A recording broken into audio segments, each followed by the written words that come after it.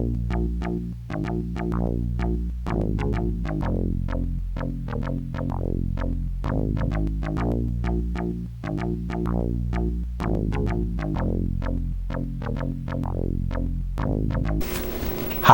this is Doug from Dynamic Computing, and welcome to episode 36 of 10-Minute Amiga Retrocast. This week I'm going to be covering the new GoTek drive that I got from my friends at RetroReady.one, and of course I'll put their link right down there. They stock a lot of stuff. They're a European company located in Britain, I believe, and they stock a lot of nice Amiga hardware. So please take a look at their site. They've got great prices, great shipping costs. Give them a shot. So the Amiga, of course, has used floppy drives for decades now. Number one, the floppies themselves are getting a little bit weaker and they're starting to not function the way that they're supposed to. We're getting a lot more drive errors. Number two, our floppy disk drives are starting to fail. I personally have, I think, 3 or 4 of them that I've tried to resuscitate and they just won't work. I'm down to about 4 or 5 working Amiga floppy drives.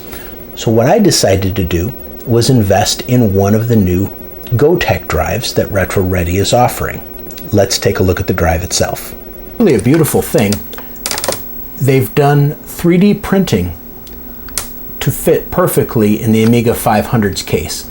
This is the actual GoTek itself. It's usable on PCs, Amstrads, Amigas, Atari STs, works fine on there. This one has the nice display screen, which we'll take a look at in a second. This is where our floppy or our USB stick goes, and these are our buttons for controlling the unit. I see it's a nice clean system. I like it quite a bit. So let's take a look at how we're going to put this inside of our Amiga 500. Now this little beauty is my original Amiga 500 that I got in 1987. I've got an ACA 500 Plus, which I absolutely adore, right over here on the side. I'm going to maybe leave that in while I do this surgery, and I'll just be very careful with it. Let's start by unplugging the appropriate cables in the back. Now I do not have the top screwed down on this little puppy.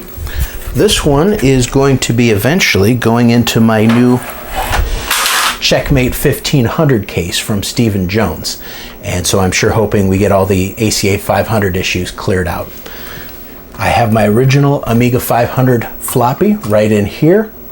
It does still work perfectly well.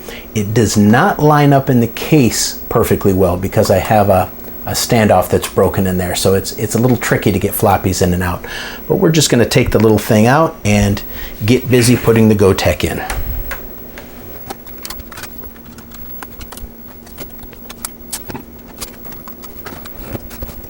The floppy drive itself is held in by a couple of screws here and here. So we'll just take those little guys out.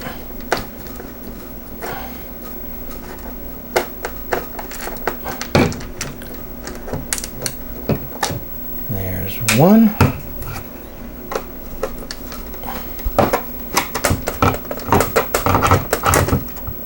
And there's 2.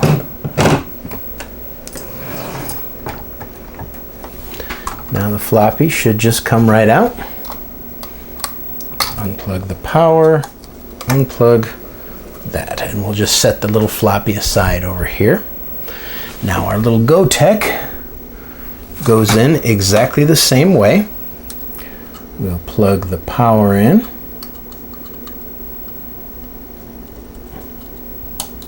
And we will plug the floppy drive in. Make sure that the red stripe is heading towards the power plug. So there, we've got that in there nicely. Now this should just fit right down in here. Come on, cable, be long enough.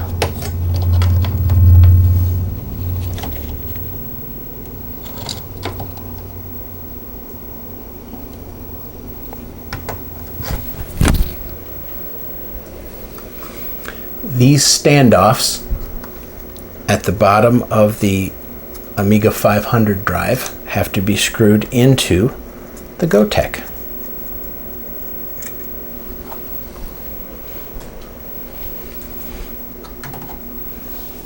Right here. Well, let's see if they're the right thread or if I need to do something else.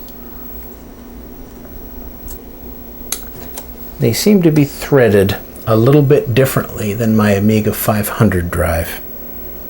Let's see what I can do. So I've decided to just get a smidgen creative here, and I found a couple of these little plastic standoffs that were the right height, and you can see I put them right down here, underneath here, and they actually raise it up just fine. Now, I'll very easily be able to use a very small screw and maybe screw down into the top of that if I'm very careful to tighten it down, or maybe just this one screw hole here screwing into there will be enough to make everything nice and tight. Let's take a look and see. So right here you see where the eject button goes. It fits very, very nicely right there and makes it nice and at a tight fit. So I'm thinking that's going to hold it in place while I screw it in right here. I definitely want to get a different screw to hold it back in there. I think I want to use one of the self-tapping metal screws to get up there in the plastic. It's definitely in place and it's definitely not going anywhere, but I'm just not 100% happy with the fit. So I think I will end up modifying this a little bit and using a little different connector to hold it in there more permanently. But in the meantime, let's get this put back together. Now here's a sad story. As I was trying to mount this, the actual post that used to hold my floppy drive up broke, and it looks like I may have glued this in the past, probably a couple decades ago, but this case is very brittle. You see there's a big chunk out of it here. The case is exceptionally brittle, which is why I chose this one to eventually put my Stephen Jones Checkmate case in. So what I'm going to do is I've put a little standoff right in the bottom here that should go right down into that little hole, and then I can put a little screw right up in there to hold it in place. Again, I'm not too worried about it because this is temporary till my case comes in a few weeks, but it should give me enough stability to use this over the next few weeks until my new case comes in. Well, that was certainly a bigger pain than I would have liked to get that in, but it was entirely the fault of my broken case, not the fault of the GoTek drive. For this next step, we're going to be moving over to your PC or your Mac. You want to load your web browser, and you want to go to the following website. Now I'm going to go ahead and just put that on the screen there so you can read that clearly. But it's going to take you to GitHub, and it's going to take you to the latest releases of the flash floppy software that we're going to need. So plug your new USB drive that you're going to use with your GoTek into your PC or your Mac. There's mine. Download one of these two programs, 2.1.3, which is the stable version, 3.3a, which is the experimental version. I just went ahead and used 3.3a. It works just fine. Save that to your computer, and it'll come in a zip folder. So you're just going to want to unzip that little guy. And there's two files in this folder that you want to copy over. We want to go into here, flash floppy. We want to go to HXC compat mode. What's this? No, we don't want to go there. We want to go to Amiga. We want to copy this file, autoboot.hfe, over to the root of our flash drive that we're going to use in our GoTek. So there's mine right there. So we take it and we just copy it down over to there. The second file is going to be hxcsdfe.cfg. You're going to take that one, you're going to copy that to the root of your USB drive that you're going to use. These are going to give us the programs we need to select our ADF files right on the screen and set them up the way that we want to. Next step is you're going to want to take some files and get them put over onto your flash drive. Now you can do this in a folder like I did here. Here I've got Workbench 3.1.4, 2.04, 1.3.4, all the way down to Workbench 1. I have ADF files for all the Workbench programs right here, and I'm doing that for a very specific reason. Then I created a folder called Deluxe Music, and I put the ADF files for Deluxe Music right in here. Okay, easy to do. Then I took the game Worthy, and I put the ADF file in the root there. I could have put it in a folder called Games or something if I wanted to. And then I've got this RetroReady.Reloaded that I've also put in the boot directory. That'll be enough to get us started. Oh, we've got Best Workbench up there too. So copy your ADF files to your GoTek. Make sure your autoboot.hfe is there. Make sure your hxcsdfe.config is there. And that is a configurable file too. And then we're going to take our little file and we're going to mosey on back to the Amiga. Now back at the Amiga, we've gone ahead and we've plugged our USB drive right into the GoTek. Okay, nothing's happening so far. On the actual Amiga screen, I've booted up, and since I have an ACA 500 plus, I'm going to go ahead and just boot normally into the normal mode that I go into. And you'll see what it does. With the GoTek flash drive plugged in, it boots directly to this thing called the flash floppy selector. And it actually shows us everything that's right on the USB drive. There's my Workbench folders, there's Worthy, there's RetroReady.Reloaded, and the two files we just put on the PC. The autoboot.hfe is what allows us to boot to this screen. Let's say we want these files to be visible on our GoTek. You can highlight the file that you want to be visible. So here's Worthy. We'll make that the first one. Hit the Enter key. We'll go up to spot number 1. Hit the Enter key. And there's Worthy. Worthy's now going to show up in our GoTek files. Now we can go to spot number 2 and we can choose RetroReady.Reloaded. Try that again. There we go. RetroReady.Reloaded as the second one. Third one, let's do Deluxe Music. We can go right into these folders. There we go. Now we're going to choose number 2. There's disk 2. So what we've done so far is we've got file 1 is Worthy, file 2 is RetroReady.Reloaded, file 3 is Deluxe Music Disk 1, Deluxe Music Disk 2. Now we want to have a little bit more fun here.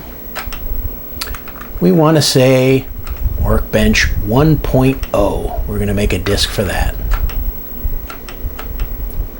And then we're going to make one for Workbench 1.3.4. So what we have right now is we have Worthy, RetroReady.Reloaded, Deluxe Music 1, Deluxe Music Disk 2, Amiga OS 1.0, and Amiga OS 1.3.4 all visible on our GoTek drive. Let's see how this works. Let's take a look at some of the other options here. You can always hit the Help key in the Flash Floppy Selector program. And what this is going to do is it's going to give you all of your options of what you can do in the program, what the various keys do. Hit Enter. F1 searches for files, F2 change color, F3 settings menu, F8 reboot, F9 save, F10 save and reboot. So what we want to do right now is hit F9 to save this. Now it's going to save all of our little selections we made. Let's look at the settings in F3. If you have a speaker, it'll make a little sound there. You can turn settings for the LCD on or off here. Tell it if you have a DF1 drive. Load your auto boot on power up, where it will automatically default to the auto boot file on power up. Or we can tell it to eject the disk or exit. What we want to do right now though is we want to switch to PAL mode and boot from our Worthy disk. So we're going to choose Worthy, but instead of rebooting, I need to change a quick setting here to change my Amiga into PAL mode. And F1 for PAL mode. Now right here, you can see Worthy.adf is showing up right on the little display, and it's going to be booting into Worthy right now.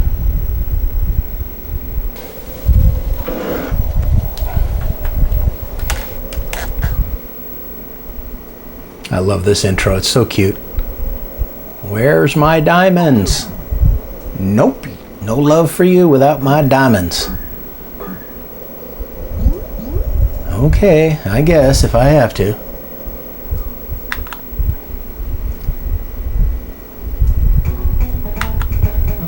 Pixel Glass did a great job on this game. And right from the GoTek drive, we go right into our little game here. Yay! If you have not purchased Worthy yet for the Amiga, get it. It is a fantastic little puzzle game. Now, if you reboot right from here, it'll reboot right back into Worthy. So let's power down, and we want to change what it boots to. So over here on the side, there are these two little buttons here you can see, right there and right there. We don't want it to boot to Worthy right now. We want it to boot back to that auto boot. Now I could have just chosen that setting in settings to automatically boot back to auto boot after every reboot, but I didn't do that. Let's go back to auto boot here, and we can go right back into our flash floppy selector. Now, from here, I can also do something really cool. Let me show you. Because this is the ACA 500 Plus, what we can do is we can go in and tell it which Kickstart to boot from. In this case, I want to boot from Kickstart 1.2. So we're at the Kickstart 1.2. Now from here, with my little buttons, I can change which operating system I'm going to boot to. Let's see, Deluxe Music, Amiga OS 1.0. See that on there? Now when I hit enter, in theory, it should boot up into Amiga OS 1.0.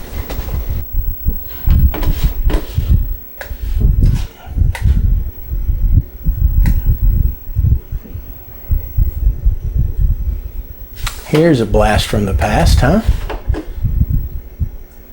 Now this says up here release 1.2 because that's the version of the Kickstart ROM that I'm using.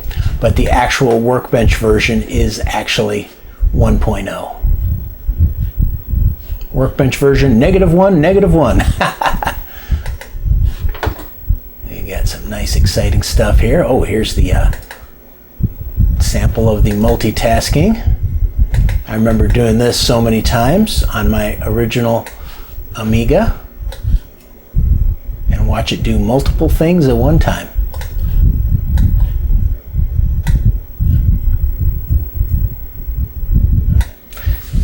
Now right from here, we can go ahead and change what we're looking at here.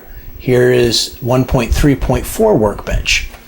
So we've just swapped that on there. Now notice it's come up with a new icon for Workbench 1.3 right there on the desktop. We can switch it another couple of times. There's Worthy, there's River Raid. That should pop up, River Raid Reloaded. There's Deluxe Music. I wonder if Deluxe Music would work under Amiga OS 1.0. Who knows?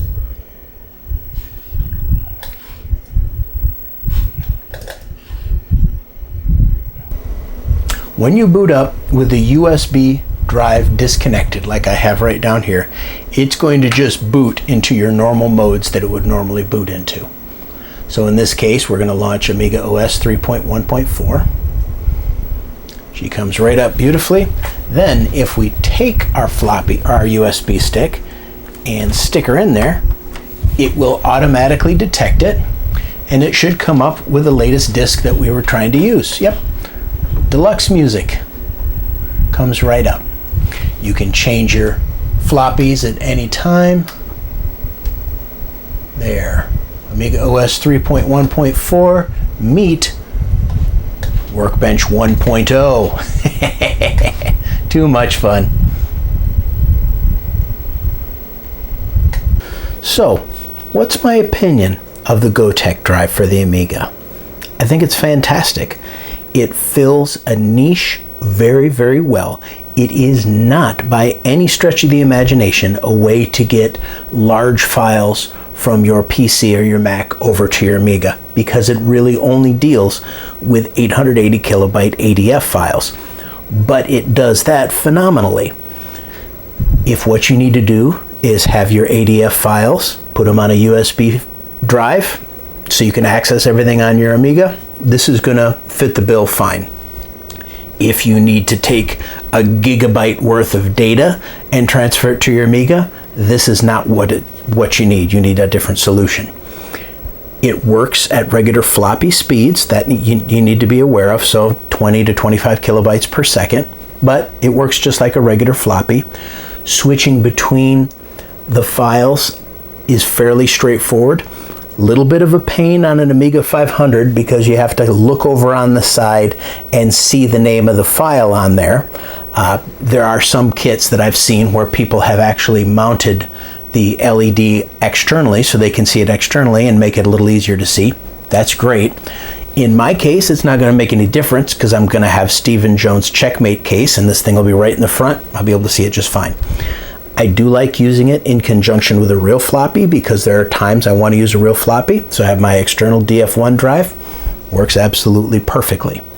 I've not run into anything yet that it has not worked with. So what would I give this? I'd give this little guy 5 Amiga check marks out of 5. Why not? Especially because the 3D printed mount for it works so fine. The issues I had with it mounting in my Amiga 500 are simply because my Amiga 500 case is dissolving right before my eyes, literally pieces breaking off of it every time I open it up. But it's because it's 32 years old and it probably spent about 16 to 18 of those years in a storage unit with no air conditioning. It just damaged the plastic. Nothing I can do about it now. So head out to RetroReady.one or your other favorite Amiga dealer and order one of these GoTek drives for your Amiga. They are really wonderful. They do a great job for what they do. And until next time, this is Doug from 10-Minute Amiga Retrocast signing out to go play some River Raid Reloaded.